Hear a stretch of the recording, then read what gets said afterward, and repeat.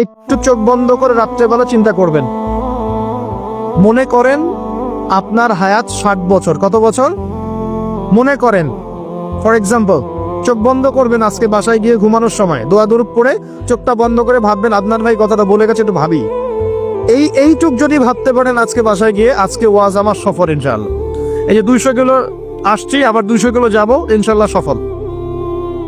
কি ভাববেন প্রিয় ভাই? আমিও কিন্তু তরুণ, আমি কিন্তু বুড়া হয়ে যাই নাই। বুড়া হয়ে গেছে এখনো? আচ্ছা, আপনিও তরুণ।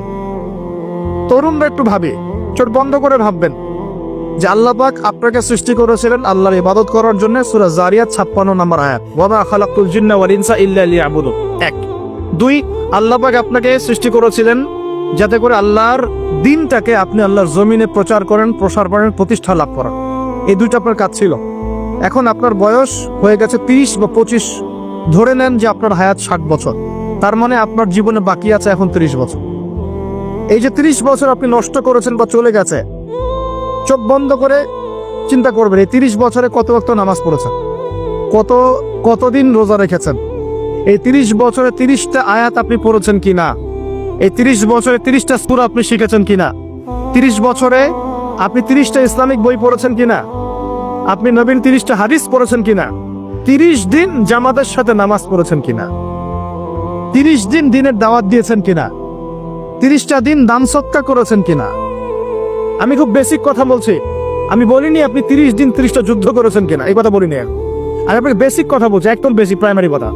আপনি 30 দিন নামাজ পড়েছেন কিনা, 30টা রোজা ঠিক মতো রাখছেন কিনা, আপনি কি 30 বার মেয়েকে দেখে চোখ নামাতে পেরেছেন কিনা, আপনি কি 30টা সূরা শিখেছেন কিনা, 30 বার আপনি কি রাসূলের জীবনী পড়েছেন কিনা, তার হাদিস পড়েছেন কিনা, আপনি কি নবী সাল্লাল্লাহু আলাইহি ওয়াসাল্লামের স্ত্রীদের নাম জানেন কিনা, তার জীবনী জানেন কিনা, আকীদা কি জিনিস আপনি জানেন কিনা, 30টা মাসলা মাসাইল আপনি বোঝেন কিনা। আপনি চিন্তা করবেন আজকে।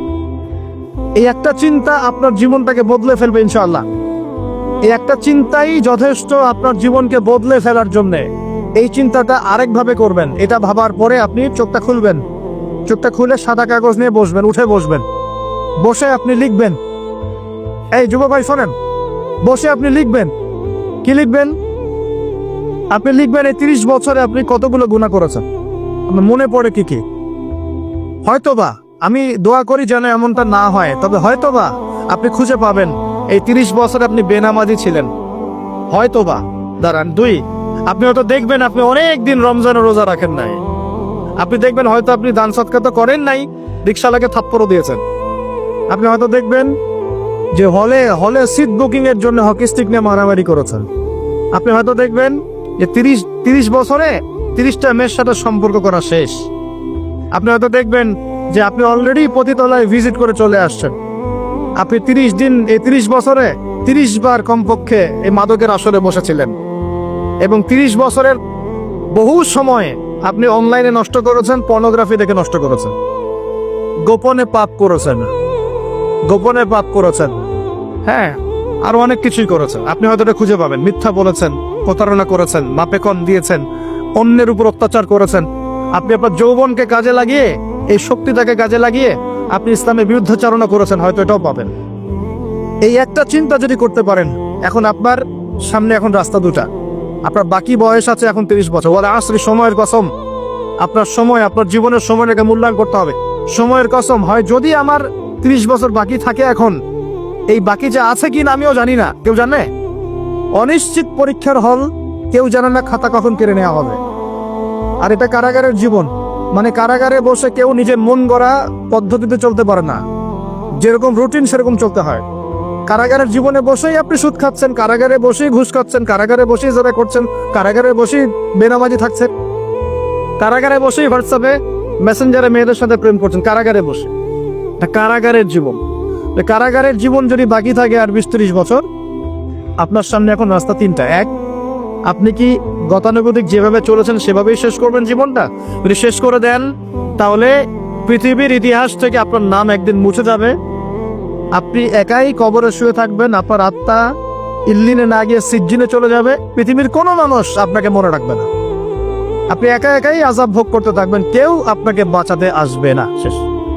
এবং এই আযাব একবার শুরু হলে কোনোদিনও শেষ হবে না, কোনোদিনও না। কবরেও, হাসরেও, বারজাখেও এবং আপনার জাহান্নামেও। এটা একটা অপশন। 2 নম্বর অপশন, আপনি নিজেকে সংশোধন করলেন, সংশোধন করে গতানুগতিক মুসলিম হলেন। গতানুগতিক মুসলিম কেমন? হ্যাঁ, তওবা করেছি, এখন আমি মাশাআল্লাহ 5 ওয়াক্ত নামাজ টুকটাক পড়ার চেষ্টা করি, আমি মিথ্যা কথা বলি না, আমি হালাল খাওয়ার চেষ্টা করি, হ্যাঁ, আমি পার্ট টাইম কিছু দাওয়াতি কাজ করি, এবং আমি আমার পরিবার নিয়ে সুখে শান্তিতে বসবাস করার চেষ্টা করছি। আমি কোনো ঝুঁকির মধ্যে যাই না, ঝুঁকিতে যাই না। মানে আমি সৎ কাজেও আদেশ করি, কিন্তু ঝুঁকিতে যাই না। মানে কোনো কিছু, এমন কোনো কিছু করি না যাতে আমার উপর কোনো বিপদ আসবে, এটাতে আমি যাই। এটা গতানুগতিক মুসলিম চলছে। আর একটা হচ্ছে সমাজ পরিবর্তনকারী মুসলিম। এরা কেমন? এরা নিজেরা তো জ্ঞান অর্জন করেই এবং জ্ঞান অনুযায়ী আমলও করে, তারা সৎ কাজে আদেশও করে, একই সাথে অসৎ কাজে নিষেধও করে। সত্যটাকে নির্ভীকতার সাথে, সাহসিকতার সাথে, হিকমার সাথে সবার সামনে উপস্থাপন করে, আল্লাহর কাছে দোয়া করে এবং সমাজটাকে পরিবর্তন করে ফেলার চেষ্টা করে। এরা হচ্ছে আহসান, সবচেয়ে উত্তম শ্রেণী। কিভাবে বললাম উত্তম শ্রেণী? নবীজি বলছে তোমাদের সামনে একটা জামানা আসবে, এটাও শেষ জামানা হাদিস। তোমাদের সামনে একটা জামানা আসবে, জামানা সবরিন, কঠিন সবরের জামানা। ঈমান ধরে রাখা হাতে জ্বলন্ত আগুন ধরে রাখার মতো হবে। ওই সময় যদি তোমরা কেউ আমার সুন্নতের উপর অটল থাকতে পারো, আমার মৃত সুন্নতকে আবার জীবিত করতে পারো, তাহলে 50 জন শহীদ সাহাবীর নেকি পাবে ইনশাআল্লাহ।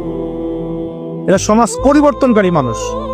আর ইতিহাসে যারা সমাজ পরিবর্তনকারী মানুষ, তাদের জীবনে পরতে পরতে বিপদ আপদ বলা মুসিবত আসবেই। আবার আমার ছোট্ট গবেষণায় 4টা ক্ষেত্র থেকে আসতে পারে যখন আপনি হকের উপর থাকবেন। 1 নাম্বার, প্রথম বাধা চলে আসবে পরিবার থেকে। কোত্থেকে? পরিবার। আপনি গতানুগতিক মুসলিম হলে আপনি সব জায়গায় পার পেয়ে যাবেন, কিন্তু যদি একটু কঠোরতা প্রয়োগ করেন যে আমি একদম কোরআন সুন্নাহর 100% ফলো করতে চাই, আমি এমন না যে নামাজও পড়ি শুধু খাবো, এমন হব না। আমি নামাজও পড়বো, শুধু খাবো না, আমি রোজাও রাখবো, আমি যাকাতও দিব, আমি হজ উমরাও করবো, আল্লাহর বিধানের প্রতি শ্রদ্ধাশীল থাকবো, আমি চেষ্টা করবো ইসলামটা প্রসার করার, প্রতিষ্ঠার চেষ্টা করবো। তখন আপনার প্রথম বাধা আসবে পরিবার থেকে।